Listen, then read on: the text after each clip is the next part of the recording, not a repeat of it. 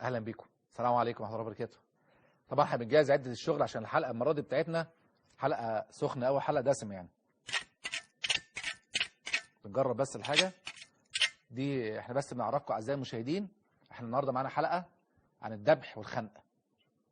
اللي قلبه ضعيف، احنا طبعا بنتكلم عن العفاريت، يعني احنا النهارده هنعلمكم ازاي تذبحوا العفاريت وتخنقوا العفاريت، ماشي، وتخلصوا على العفاريت خالص. اي حد عاوز يخلص من مراته هتشوفوا النهارده نعمل ايه، ودوها لاي معالج من انتوا هتشوفوهم دول وهو هيريحوا منها للابد. دي عده الشغل النهارده. حلقتنا النهارده كلها خنق وذبح وسويت. طبعا احنا كنا عرضنا تقرير قبل كده. التقرير ده كنا تحت مسمى معالجون يعذبون الناس. طبعا الحلقه اللي احنا نقدمها النهارده احنا هنتكلم عن بدعه منتشره جدا جدا جدا جدا. على فكره هتقابل الانسان اقول لكم السلام عليكم. السلام عليكم ورحمه الله وبركاته. سامحوني معلش والله، انتوا عارفين الذبح والسلخ يعني بياخد وقت وبيشغل الانسان ساعات يعني. فربنا رب يحفظكم ويكفينا واياكم شر الذبح والسلخ، ويكفينا واياكم شر كل ذي شر. في ناس معالجين قعدت تفكر لدرجه انا سمعت كلام عجيب جدا للاسف. يعني بعض الناس الجهله يقول لك القران ممكن ما يعالجش حالات. احنا بنقرا بقالنا 10 سنين على الحاله او 5 سنين على الحاله، وهو مش عارف ان ممكن تكون ده اصلا حاله وهم، وهو عمال يمرض فيها بقاله 5 سنين و10 سنين. فابتدعوا شيء غريب جدا وشيء عجيب جدا. يقول لك احنا بنجيب من الاخر. يعني ايه بنجيب من الاخر؟ يقول لك احنا بنذبح الجن، بنخلص على الجن. طبعا الذبح هنا انواع. في ذبح، في ناس بتذبح من الراس، ده الذبح المعروف. احنا كلنا عارفين ان في ناس بتذبح، اي حد بيجي يذبح حد بيذبحه من ايه؟ من راسه على طول، يروح ماسك سكينه، معزه، جدي، خروف، بقره. لكن اللي احنا هنشوفه بقى النهارده ان ممكن ناس تذبح العفريت من رجليه. العفريت من رجليه؟ يا عم، هو المعالج يذبح العفريت من رجليه؟ انت هتعرف احسن من المعالج. وممكن نخنقه، مش عارف، مره مش بقول لك علقه من رجليه وشنقه من رجليه. احنا بقى النهارده هنشوف المعالجين بيخنقوا العفريت من رجل وبيذبحوا العفريت من رجل. ركزوا معايا كويس جدا عشان احنا النهارده هنشاهد بدعه منتشره جدا جدا في مصر وخارج مصر. البدعه دي منتشره بقوه جامده جدا. وفي اكتر من واحد مشهور، واحد منهم في البساتين، ده دجال معروف جدا. كل ما حد يروح له يخنقه، وبيجي في برامج في التلفزيون او يطلع له عمل من الحله. هو دجال وللاسف بردك يعني سمته ملتحي وكل حاجه، وعنده عربيه جيب ومش عاوز اقول اسمه، ماشي، عشان ما يبقاش بردك كده حد بيتكلم على حد، ما بيحبش يجيب سيره حد، هو بس في البساتين. وواحد تاني في حلوان، ده بيخنق برضه بنفس القصه، يعني كذا واحد. فهي منتشره بقى في مصر وفي كل دول العالم، حتى في السعوديه، حتى في اندونيسيا، حتى في كل مكان. احنا هنبدا بالناس الحنينه، هنبدا بالناس الطيبه اللي هي بتستخدم الاسلوب ده ببساطه، ونقول لكم بيستخدموا الاسلوب ده ليه، وايه الخطا في الاسلوب ده، وايه حكم الشرع في المساله دي. بعد ما نشوف اول فيديو. نبدا كده باول فيديو، نستفتح بسم الله ونشوف الفيديو ونرجع لكم تاني مع عفريت.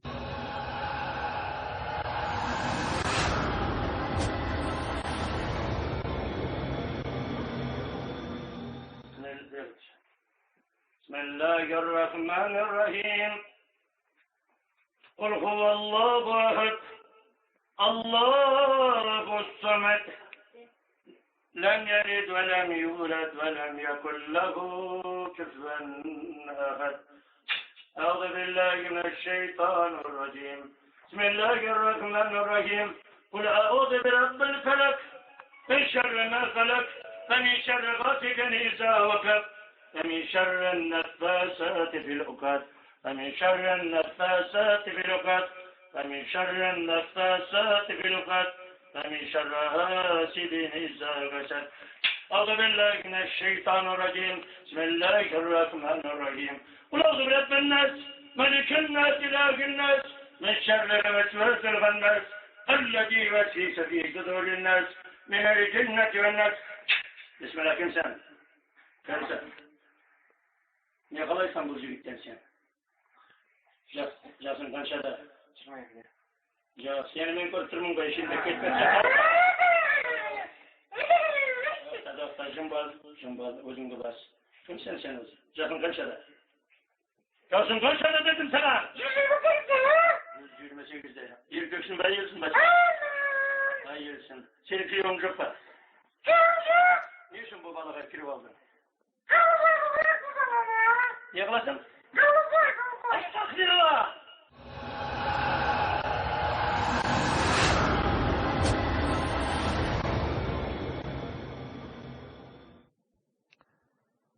السلام عليكم ورحمة الله وبركاته. طبعا الفيديو اللي احنا شفناه ده أهون فيديو وأبسط فيديو. احنا ما حبيناش نتعب أعصابكم في الأول، وحابين نبدأ معاكم بالحاجة الجميلة البسيطة الهادية اللي ما فيهاش آلام شديدة جدا. هنا أخونا الفاضل الشيخ المعالج والكثير جدا من إخوة المعالجين بيعتقدوا إن هم لما يضغطوا على المنطقة دي إن هم كده بيعذبوا الجن فبيعجلوا بحضوره، فتلاقيه بيضغط ضغطة جامدة جدا، ممكن تكون ضغطة مؤلمة أو تؤذي المريض. الخنقه اللي احنا شفناها دي لغايه دلوقتي ما فيهاش اي مشكله.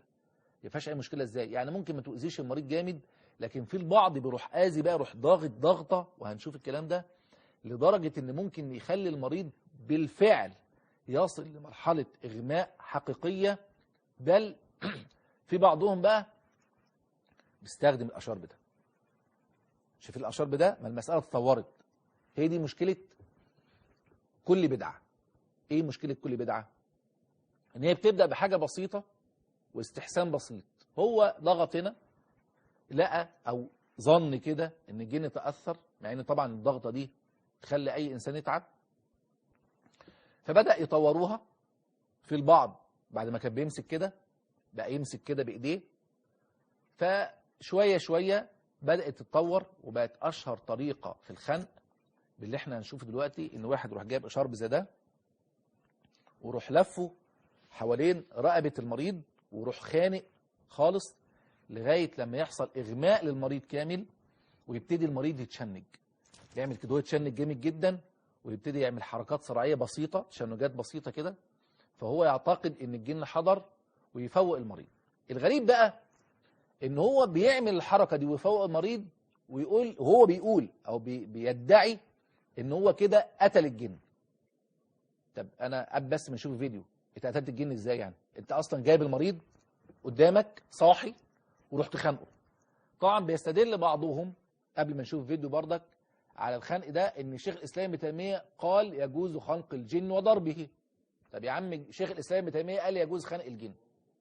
هنفترض اللي انت تاخد بالفتوى دي وانت مقلد. قال يجوز خنق الناس، وهل يجوز قال يجوز خنقهم بالطريقه دي؟ وهل ده ما اراده شيخ الاسلام ابن تيميه بالوضع اللي احنا هنشوفه دلوقتي ده؟ يعني هم بيجيبوا المريض وهنثبت وهندلل على الكلام ده ان هو كلام ليس صحيح وليس له علاقه بالشرع ولا بالعلم، بتقرير اذاعته احدى القنوات الفضائيه، وكان تقرير بصراحه في منتهى الروعه وجميل جدا. هنعرف منه ايه اللي بيحصل بالظبط لما المريض بيتخنق. بس نشوف التقرير ده بقى اللي احنا زعناه قبل كده، بس لازم نذيعه في الحلقه دي عشان دي خاصه بالايه؟ بالخنق وبالذبح. شوف التقرير ونرجع لكم تاني، اوعى حد يخاف.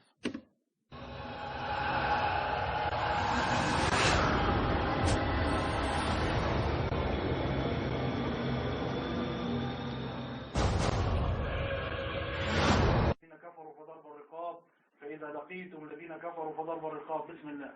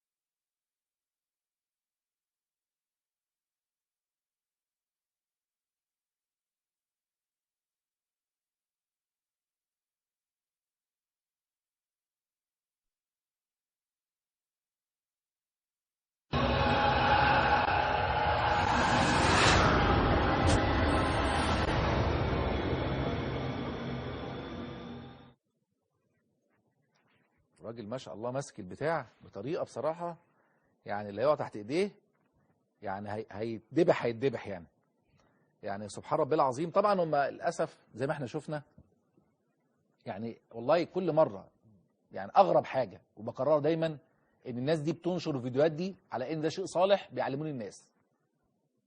يعني هي دي اللي شيء اللي يخليك تتجنن والله. شيء سبحان الله مش فاهم انا. يعني عرضوه على انا علماء دول واقروه، ولا اني من اهل العلم اقر هذا الكلام بهذا الاسلوب وبهذه البشاعه؟ ومين اللي قال لهم اللي هم يعملوا الكلام ده يعني سبحان الله مين اجازهم اصلا؟ وهل الكلام ده من حقهم يعملوه كده من غير حتى ما يرجعوا لاهل الطب فيه؟ المساله دي ببساطه شديده جدا للاسف يعني اللي بيحصل. ودي كنا واحنا اطفال بنعملها في المدارس، كنا بنعملها لعبه. كنا نجيب ايدينا كده، كيلو ايدينا عند رقبه اي ولد، نقول له غمض عينك خد نفس ونضغط، نروح ضاغطين ضغطه معينه بنمنع وصول الدم للمخ، فيتمنع الاكسجين على الدماغ، فيحصل اغماء مؤقت. لو ما تلحقش، المشكله بقى الكبرى والمصيبه ان الشخص في اللحظه دي لو ما تلحقش ممكن يحصل له مضاعفات جسيمه جدا. يعني انا شخصيا في طبيب كان زوجته للاسف يعني راحت لشيخ وتعالجت، او واحد من دول وتعالجت بالطريقه دي، او حاول عليك بالطريقه دي، وما كانش حاجه عندها حاجه كمان، طلع عندها وهم في الاخر، وجاب لها مشكله في الشبكيه وتعالجت بره مصر خالص. سبحان ربي العظيم. يعني سبحان الله، تخيل بقى اما انسان هو كل علاجه هو دلوقتي نحى القرآن تماما. يعني القرآن بيقرأ آية فإذا لقيتم الذين كفروا فضرب الرقاب، ايه علاقة دي بالموضوع؟ مش فاهم. انا نفسي عاوز افهم ايه علاقة الآية دي باللي هو بيعمله. وهل هو ده العلاج بالرقية؟ يعني بالله العظيم ده علاج بالرقية، ولا ده علاج بالعجن وبالذبح وبالخنق وبالتعذيب؟ ده علاج بايه ده؟ فين الرقية هنا؟ ده انتوا نحيتوا الرقية تماما. يعني هم نحوا الرقية تماما، لغوها خالص، وادعوا ان هم دلوقتي اتوا بما لم يأتي به النبي صلى الله عليه وسلم، وعلموا ما لم يعلمه النبي صلى الله عليه وسلم ولا صحابته ولا الانبياء من قبلهم. هم بقى عرفوا اللي ما عرفوش النبي ولا الصحابة ولا اي حد. خلاص هم اخترعوا شيء جديد وبدأوا يخلصوا على الجن خالص. فخلاص الرقية دي ركنها على جنب، والقرآن ركنه على جنب، والأدعية اللي وردة عن النبي صلى الله عليه وسلم ركنها على جنب. وحتى لو قلنا للمريض بنقولنا بس كده باب التحصين والأذكار وخلاص. فين بقى الرقية هنا وفين العلاج هنا؟ عشان انا بقول لكم المسألة بتيجي سنة سنة واحدة واحدة لغاية لما ينحوا القرآن خالص، وبعد كده عقولهم تشتغل. والأصل والغريب في الموضوع، وده اللي لازم تفهموه كلكم، أكثر الرقاة دلوقتي مش بيعالجوا بالرقية، بيعالجوا بدماغهم، بيعالجوا ببدع، بيعالجوا بتأليف، بيعالجوا بعضلاته. يعني بيعالج بعضلاته، يقعد يعلي صوته جامد جدا، يقعد يمسك المريض بصورة بشعة كده، يكسر ايد المريض، يلويه اكن بقى قوته هو، يزعق بصوت جهوري، يبرق في عين المريض، يقول له بص في عينيا كده بص. يعني في بعض المعالجين بقى بالمناسبة لما يجي يعالج مريض يقول له بص في عينيا، بص جامد، بص، ويقعد يقرأ، وكأن عينه بقى هي الايه اللي فيها القوة الخارقة، هي فيها بقى الإشعاع القاتل، فعينه بتعذب الجن. وتلاقي المريض بقى عينه وهو بيقول لك بس لا بص في عينيا، فتح، مش قادر، لا فتح. ده حاجة التانية الخنق، حاجة تانية اللي هو يقعد يضغط جامد كده بطريقة غريبة. طبعا موضوع الخنق ده عشان بس ما حدش يقول لك ده كلام، اصل الجن، اصل بيجي جن تاني، اصل السحر بيتجدد، كل مرة يخنقه يقول له خرجنا جن وذبحنا جن والجن بيموت. انا بقى اسأل سؤال، يعني اي عاقل كده حتى اللي بيعمل الطريقة دي، بالله العظيم انت خنقت الراجل، الجن مات ازاي؟ مين قالك ان الجن مات؟ يعني جبتها منين دي؟ احنا بنناقش عشان نفهم ان اي شيء مش من الشرع ولا على اساس شرعي ولا اساس علمي بيكون كارثة على صاحبه وعلى الناس. جبتها منين بقى؟ يعني انت مسكت الاشرب ده كده ورحت، اولا جبتها اصلا منين؟ يعني اخترتها منين؟ هل انت جت في دماغك كده؟ عشان تعرفوا ان اصل كل المشاكل دي حاجتين: الفقاقة، ان الانسان يقعد يفكر كده يقول لك ايه، بتجري حاجة جديدة واجرب، او ان هو يسمعها من جن يقول لك ده الجن، يقول له ايه ده، قال لي كذا، ده انا معايا جن مسلم. طبعا انا هنتكلم عن موضوع الجن المسلم والجن غير المسلم ده، والاستعانة بالجن وحكم الاستعانة بالجن، طبعا هو حرام. مفيش حاجة اسمها استعانة بالجن خالص، وهنقول الأدلة على الكلام ده إن شاء الله تفصيليا بإذن الله. لكن أنا بقول له أنت جبتها منين أساسا بداية؟ ده رقم واحد. رقم اتنين، مين اللي قال لك إن اللي بيتخنق ده جن؟ هات لي دليل واحد بس يقيني يقول لك إن أنت بتخنق الجن. رقم ثلاثة، مين اللي قال لك إن الجن أصلا مات عشان أنت بترمي كلام بالغيب وبتدعي كلام غيبي وبتدعي كلام ليس بصحيح وتؤذي الناس. تعرف الناس بيجي لنا مرضى والله العظيم، بيجي لنا من كل الدنيا. يعني المريض ده لو سمع عن أي معالج في أي مكان في الدنيا بيجيله، لو ظن إن شفاؤه عند المعالج ده بيجيله. ده ساعات والله العظيم بيجي لنا ناس من دول تانية تعمل الجلسة وتمشي. يعني تخيل لو معالج زي ده حد سمع عنه وظن إن عنده شفاء، تخيل بيتكلف قد إيه وهو جاي وسايب شغله، واحدة سايبة عيالها ولا وراها مصالح ولا مريضة ولا الله أعلم جاية إزاي، ولا سالفة الفلوس دي ولا مش سالفاها، ولا متكلف قد إيه، ولا إيه الأعباء اللي كانت على الأسرة كلها عشان يروح لمعالج ولا عشان يوفر المعالج ده، وكل ده وفي الآخر يؤذى بلا فائدة. سبحان ربي العظيم. فاتقوا الله في ما تفعلونه في المرضى وفي الناس وفي دين الله سبحانه وتعالى. وأكرر، أنتم استغنيتم بهذه الأفعال عن الرقية حتى وإن ادعيتم أنكم تقرؤون الرقية في بعض الأحيان. طبعا المسألة طبعا بيحصل تطور، في ناس ما بتخنقش، في ناس بتذبح. أيوة يا عم، تذبح الجن على طول، تروح ماسكه الجن طير رقبته. بس الغريب بقى، احنا طول عمرنا عارفين ان الذبح بالسكاكين في عالم الجن والعفاريت، وفي عفاريت آخر الزمان مفيش شيء غريب. توقع أي حاجة. يعني في عالم العفاريت مش بقول لك ساعات ابتسم أنت في مصر، كل حاجة بتلاقيها، كل حاجة غريبة ممكن تشوفها. برضك ابتسم أنت في عالم العفاريت. في عالم العفاريت ملوش حدود في الخرافة، في عالم العفاريت ملوش حدود في الخيال، في عالم العفاريت كل المقاييس بتختلف. في عالم العفاريت الذبح بالإيد. نشوف الذبح بالإيد، نرجع لكم تاني بعد التقرير ده.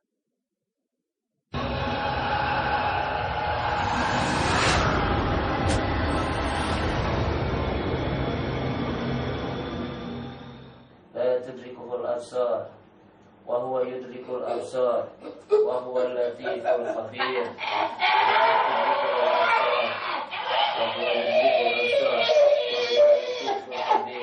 وجعلنا من بين أيديهم سدا ومن خلفهم سدا فأرسلناهم فهم لا يبصرون. فلم تفتروه ولكن الله قتلهم وما رميت إذ رميت ولكن الله رمى.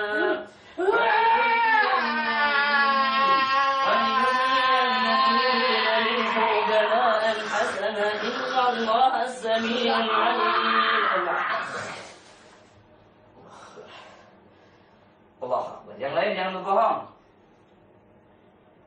Yang lain jangan berdusta, jangan mendustai diri kalian sendiri. Cepat keluar semuanya, semuanya, semuanya.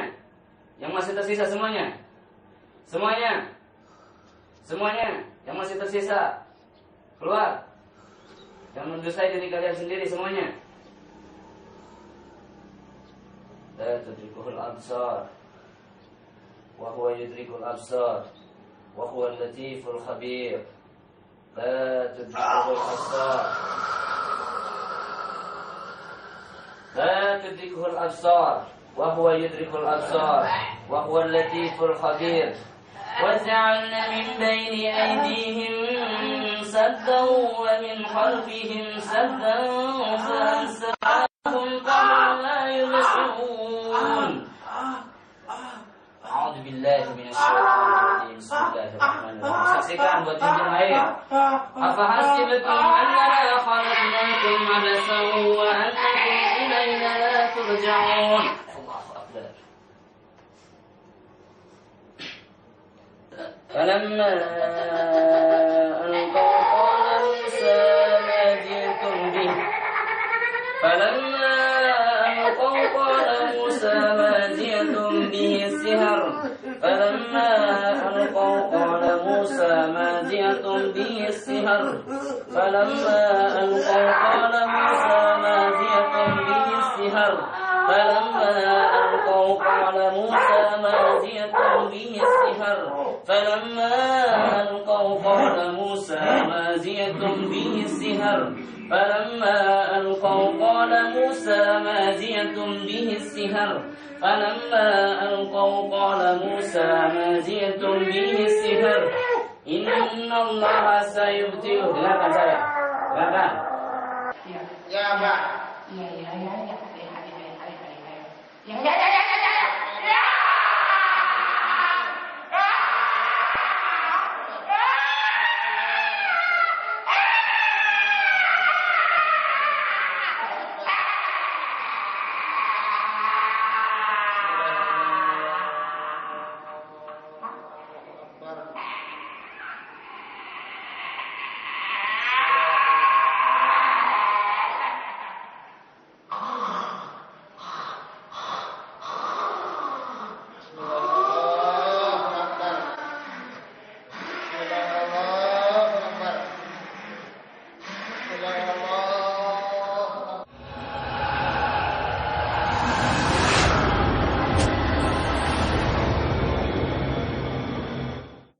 في عالم العفاريت الذبح بقى بالايد.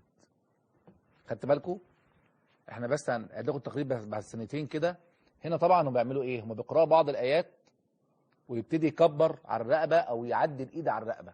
هو بيعتقد في الحاله دي، وكله بيقلد كله على فكره. يعني للاسف في مجال العلاج بالرقيه معظم الناس بتقلد بس. يعني هو بيشوف واحد بيعمل الطريقه فبيلاقي انسان بيظن ان هو بيتاثر فيبتدي يقلد المساله لا اكثر ولا اقل. بس ازاي هو ما يفهمش، مش فاهم حاجه وبيظن ان هي بيجيب نتائج على ما يرى وفقط. طبعا زي ما نشوف فيديو دلوقتي بتركيز اكثر هتلاقيه بيحط ايديه وبيعمل، بيقول مثلا بسم الله الله اكبر او بيقرا اي ايه وبيروح معدي ايديه كده ظنا منه ان المريض كده ايه اهو. شايف بص الفيديو دلوقتي، ركزوا في اللي هيحصل. هو كده دلوقتي بيعدي ايديه على ايه؟ على رقبه المريض. بص هيعمل ايه بقى بعد ما عدى ايديه؟ هتلاقي المريض هيبتدي مثلا يقع. هو كده يحسب اللي هو ذبح جن، كده يقول لك خلصنا على جن. وهكذا بقى ايه، غرغر بعد شويه وصوت يبقى في جن تاني. طبعا هنا هو قاعد يذبح من رقبته تقريبا. بعد ما قعد يذبح عبنا الفيديو تاني اهو. يعني هتلاقيه يروح معدي ايديه، المريض يقع، خلاص كده جن. طبعا هنا في الفيديو ده هو حتى بعد ما ذبح الجن زي ما بيعتقد اهو، هو المفروض بقى المريض يفوق، لا لقى تعبان يقول لك اصل في جن تاني. درجه في بعض الحالات يقول لك احنا ذبحنا حوالي 20 جن، ما تقولش مثلا خرفان وعمال يدبح. فهنا بعد ما غلب بقى في الذبح من الرقبه بدا يذبح من الرجلين بعد كده زي ما شفنا في الفيديو في التقرير الكامل اللي قبل ده. يعني بدا يذبح بقى من الرجلين، يذبح من اي حته بقى، والتاني عم يقول بسم الله اكبر بسم الله اكبر وعمال وكانه بيذبح بجد وهو لا بيذبح ولا حاجه. اهي زي ما احنا شايفين اهو. هو هنا بدا خلص على الرقبه، لقى الرقبه مش جايبه نتيجه، قال لك بقى قطع عرقوبه من رجليه. يعني شوف بص هنا، ركز بص حركه ايديه هيعملها ازاي. هو هنا عمال بيقرا وماشي ايديه بحركه السكين بالظبط وكانه بيذبح. وطبعا المريض عمال يتاثر بالايحاء ويصوت وهو بيظن ان هو عمال يدبح في الجن كده. دبح بقى 10 دبح 20 وبعد كده يقول لك والله معلش اصل واضح ان هي قبيله، وبقيت كلمه قبيله دي وعمال اهو عمال يذبح اهو. يذبح خلاص كده ايه هدي، خلص على جن بس عمال يذبح برضه تاني. هو الظاهر بيجيب الرجل كلها عشان الجن ايه يموت من كل الاتجاهات، ان هو مش عارف العرق بتاعه فين، فعمال يذبح من الناحيه دي ومن الناحيه دي زي ما احنا شايفين طبعا بالظبط واضحه جدا. وهنا اهو ده اخونا ده كان عمال يذبح الرقبه. طبعا هنا نفس المشكله. المشكله بقى ايه؟ في امر مهم جدا لازم ننبه عليه، ان في قاعده بتقول لك ليست العبره بالنتائج ولكن العبره بالاحكام. ازاي الكلام ده؟ اللي المرابي او اللي بيشغل فلوسه بالربا ممكن يعمل فلوس. هل العبره لو عمل فلوس؟ فلوس دي ربا، العبره بالحكم بتاعها. الزاني والزانيه ممكن يزنوا برضاهم وبيتمتعوا، ولو نفسهم في ولاد ممكن يجيبوا ولاد زي بيحصل بره وعادي جدا وعايشين، وده صديقته وده صديق، مفيش مشكله. لكن العبره مش بده. لو واحد بنى مسجد من فلوس حرام، العبره مش بالنتيجه ان هو بنى مسجد، العبره بالحكم. هل الفلوس دي اصلا حلال ابني بيها مسجد ولا لا؟ واحد حج من مال حرام او حج ومناسكه غلط، العبرة ليست بالنتائج ان هو راح ولبس الاحرام، لا، العبرة بالاحكام بما فعل. فانا بسأل ايه حكم الشرع في الكلام ده؟ مين اللي قال ان الكلام ده اصلا من الشرع؟ يعني لو في اي دليل في الكلام ده، وياما ناقشنا معالجين ما حدش جاوبنا. لو في اي دليل اكتبوه لينا على النت، ابعتوا لنا في رسالة، ابعتوا لنا على القناة، فيدونا حتى نقول للناس يبقى جزاكم الله خير. ومش عيب اللي احنا نطلع نقول والله احنا طلعنا على غلط، وبنقول وبنكرر. اي حد على مستوى العالم حب يجي قناة امجاد هنا ويطلع ويتكلم بحجة وبدليل ويناقشنا، احنا مش مانعين ده ابدا. قناة امجاد وبرنامج عفاريت اخر الزمان، احنا بنرحب باي عفريت على وجه الارض او اي معالج على وجه الارض حب يجي يناقشنا ويقعد معانا. ده بالعكس، ده على دماغنا من فوق والله العظيم. لو جه علمنا وطلع اللي احنا بنخطئ، مش عيب خالص ونعترف نقول لهم والله يا جماعه احنا ما كناش فاهمين. ايه العيب في كده يعني؟ لا عيب ولا حرام. ياما ائمه وعلماء رجعوا عن مسائل فقهيه بعد ما تبين لهم الحق. ليس هناك عيب وليس هناك تقليل من شأن اي احد ان يعود الى الحق. فاحنا فاتحين المجال وبنكرر اي انسان قناه امجاد بترحب بيه يجي في البرنامج على اخر الزمان، بس يكون انسان فعلا على علم ويقدر يرد، او اي حد من اللي احنا عرضنا فيديوهاتهم يجي احنا بنرحب بيه. فهنا دايما المعالجين في البدع بيعتمد ان المريض بيتألم، هو ده اعتماده الكل والجزء، ان في نتيجة المريض بيتألم. ودي ليست حجة ابدا ان ممكن يتألم بالإيحاء. في دكتور اسمه بروهيف، عالم ألماني معروف، لو اي واحد دخل على النت وكتب بروهيف هيطلع له صورة العالم ده. الدكتور ده عمل تجربة جميلة جدا. جاب مجموعة من الناس المحكوم عليهم بالإعدام وعرض عليهم فلوس، قال لهم انتوا كده كده ميتين وأنا هعرض عليكم مبلغ سي من المال، بس بشرط أنا بعمل تجربة على الموت، بعمل تجارب على الموت. أنا مش طالب منكم، أنا هديكم المبلغ المالي ده مقابل إن يوم الإعدام بتاعكم أيا كان اليوم بتاعكم ده، إن أنا أقتلكم بالطريقة اللي أنا بعمل عليها الدراسة بتاعتي. طبعا الكلام ده كان تحت إشراف وجهات معتبرة. في بعضهم وافق، قال لك ندفع بالفلوس نديها لأهلنا نتمتع بها بالسجن. فجاب واحد من هؤلاء اللي هم محكوم عليهم بالإعدام وأقنعه إن هو عاوز يحسب الدم اللي بينزل منه قد إيه في فترة قد إيه في الموت، وإن هو هيقطع شريان إيديه. طبعا حطه في غرفة مجهزة وبدأ يغمى عينيه ويركب أجهزة في جسمه، منها أجهزة وهمية وأجهزة حقيقية. من الأجهزة دي أو من الأشياء راكبة في جسمه خرطوم. الخرطوم ده ماشي مع الوريد اللي هو في الإيد ومتصل بمضخة. المضخة دي المفروض اللي هي بتضخ ماء دافئ بطريقة نبض القلب، يعني بتضخ كده، مش بتضخ مرة واحدة، لا بتضخ وبتقف. وبدأ الأول عمل له جرح شبه سطحي في ايديه بطريقة معينة. طبعا الكلام ده فيه مؤثرات صوتية وفيه يعني أشياء إيحائية بيعملها مع التجربة دي. وكان حاطط طبق كده وبدأ يضخ المية دي في نفس اللحظة اللي هو بيقطع فيها ايديه أو بيوهمه اللي بيقطع ايديه.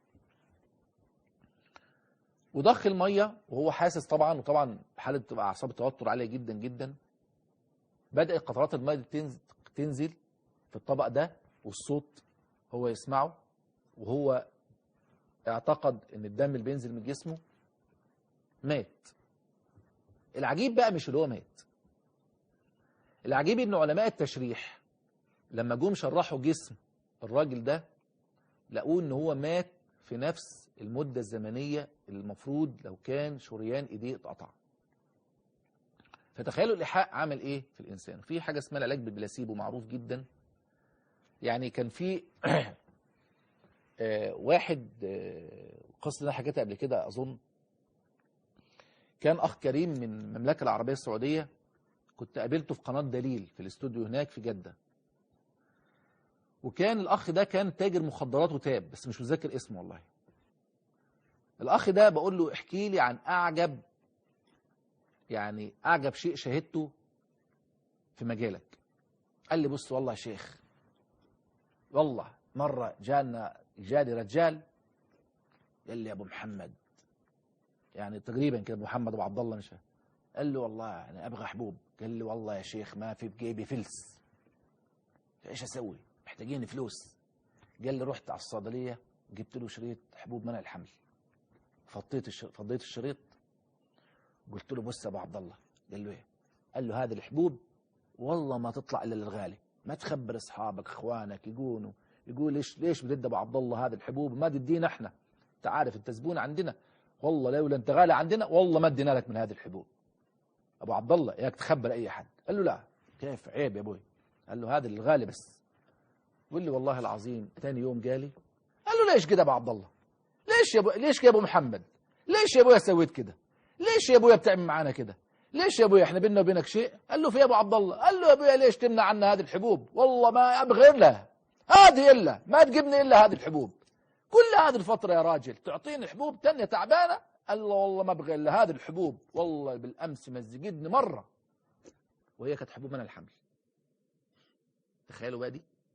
طبعا كتير جدا معروفين في الصيدله في مجال الصيدله او حتى في مجال العوام ان ممكن تدي واحد برشام اسبرين او برشام مسكن على انها منشط جنسي ويحصل له فعلا قوه، ويجي يقول لك والله انا عاوز نفس البرشام اديتها لي. دي حصلت كتير جدا بكثره لا يكاد الانسان يعني يستطيع حصرها مع ناس كتير جدا. فهنا الايحاء بيلعب دور كبير جدا. فالتجربه لوحدها، وطبعا الكلام ده احنا عاملين عليه بحث علمي، يعني مش بالكلام ده كده بنقوله كده وخلاص، وربما ينشر. وكنا بندرسه في فرنسا قريب، ورايحين ان شاء الله يمكن ندرسه تاني في اوروبا في اكثر من مكان هناك باذن الله.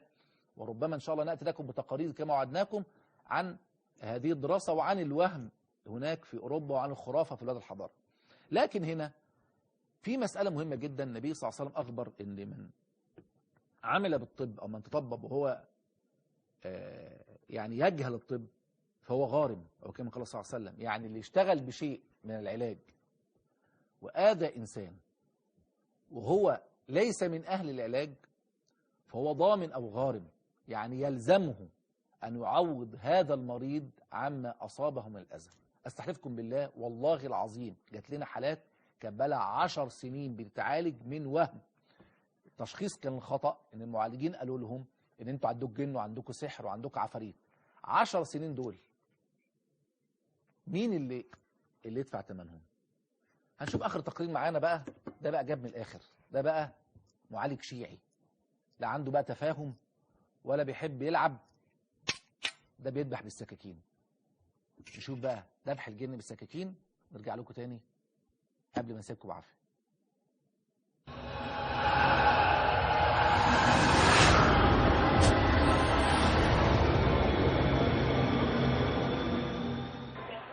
شلون تنطق اسم ابراهيم؟ ليش ما تترك هاي العبده؟ احبها. اتركها ما تحبها. لو انا اخذتك وادفعك الان تتركها لو لا؟ ايش وقت تطلع منها؟ اطلع منها اليوم. كذاب ما تطلع اليوم. انطق قل عهد الله عبد الله ومحمد رسول الله. ومحمد رسول الله. لا امسها لا امسها. لا باكل لا بأكل ولا بشرب ولا بشرب ولا بيقظه ولا بيقظة ولا في منام ولا في منام ولا اي مكان. ولا أي مكان. اسمها الله. اسمها الله. الشهاده الشهادة. اشهد ان لا اله الا الله أشهد أن لا إله إلا الله. واشهد ان محمدا رسول الله. أشهد أن محمدا رسول الله. الشهاده الشهادة.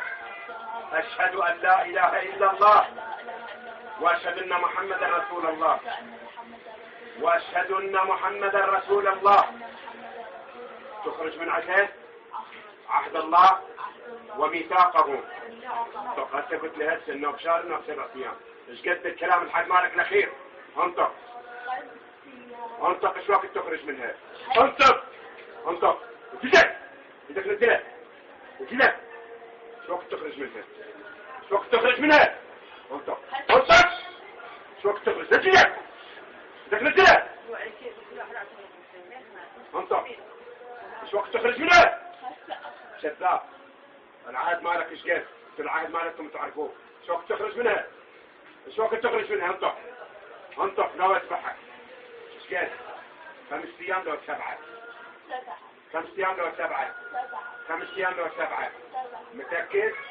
راح اسالك واذا ما جاوبت نفس الجواب اذبحك هسه انا بعد ايام. شو وقت تخرج منها؟ 5 لو 7. ايش وقت تخرج منها؟ 7. ايش وقت تخرج؟ قول عبد الله وبملتي وبميمون وبسطران وجابع وبرهان علي أن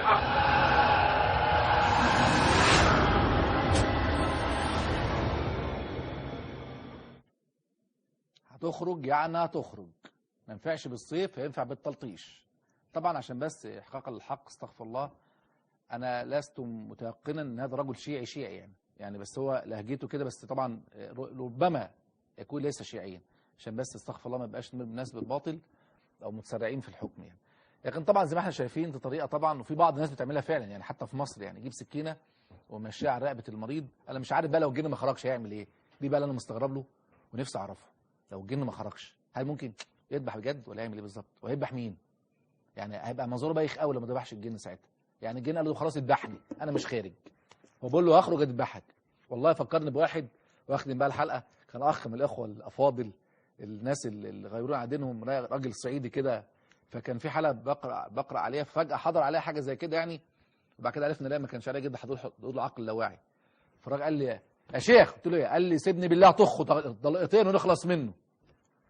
فانا خايف ان يجي معالج بعد كده يعالج بالمسدسات والرشاشات ويخلص على الجن. سيبكم في رعايه الله، ونلقاكم في الحلقه القادمه وعفاريت آخر الزمان، وإن شاء الله هنعلمكم بعد كده، هنعرفكم جميع البدع وكيفية العلاج الصحيح في الحلقات القادمة بإذن الله. السلام عليكم ورحمة الله وبركاته.